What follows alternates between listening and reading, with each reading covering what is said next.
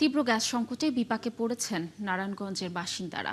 দিনের বড় একটি সময় বাসাবাড়ির লাইনে গ্যাসের চাপ না থাকায় রান্না হচ্ছে না বহু পরিবারে।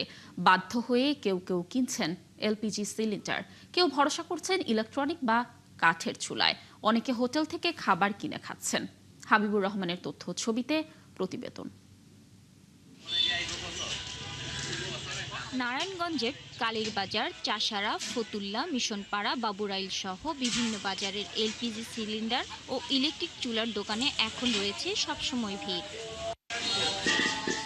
আগে যেসব পরিবার বিশেষ প্রয়োজন ছাড়া সিলিন্ডার গ্যাস ব্যবহার করত না, তারাও এখন সিলিন্ডার কিনছেন। শুধু রান্নার সরঞ্জাম নয়, ভিড় বেড়েছে হোটেল রেস্তোরাঁয়। নগরবাসী বলছেন উপায় নেই, গ্যাস সরবরাহের যে অবস্থা তাতে বিকল্প খুঁজতেই হচ্ছে। ইন্ডাকশন চুলা কিনতে গিয়া কেনার পরে দেখলাম যে ইন্ডাকশন চুলা নিয়ে আসলাম ঠিক এখন আর বিদ্যুৎ নাই। আমাদের বাসা বাড়িতে গ্যাস নাই, আমরা খাওয়া দাওয়া করতেছি। ফোটানোর ঝামেলা ছাড়াই নিরাপদ পানির জন্য ঘরে আনুন পিওরিট।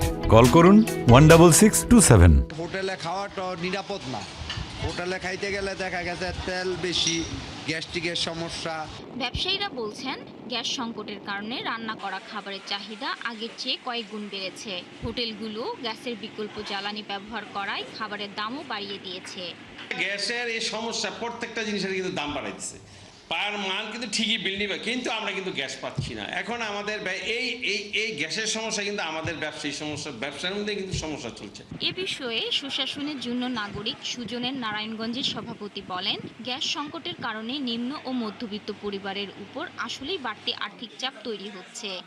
গ্যাসের সাথে রিলেটেড যে বিকল্প জ্বালানি, বিকল্প যে ইলেকট্রনিক্স যে চুলাগুলো আছে, সেই চুলাগুলোর দাম বেড়ে যাচ্ছে এবং এই চুলাগুলো এনেও তারা বাসায় ব্যবহার করতে পারছে না ডিউ টু বিদ্যুতের সংকট। মধ্যবিত্ত মানুষের জীবনযাপনে চরম একটি দুর্বিষহ জীবনযাপন তারা করছে। তিতাস গ্যাস কর্তৃপক্ষের দেওয়া তথ্য অনুযায়ী নারায়ণগঞ্জের এই মুহূর্তে গ্যাস গ্রাহকের সংখ্যা 1 লাখের মতো।